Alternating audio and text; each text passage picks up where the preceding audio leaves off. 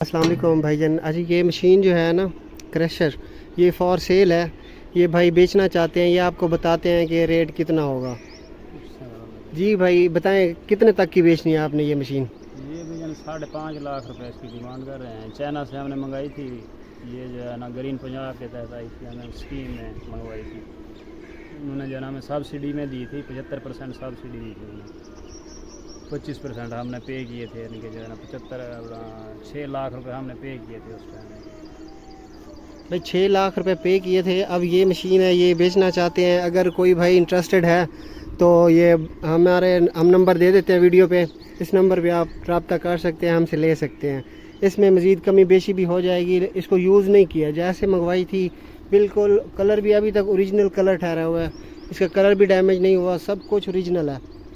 ہر چیز اپنی original condition میں ٹھہری ہوئی ہے، بالکل پرفیکٹ.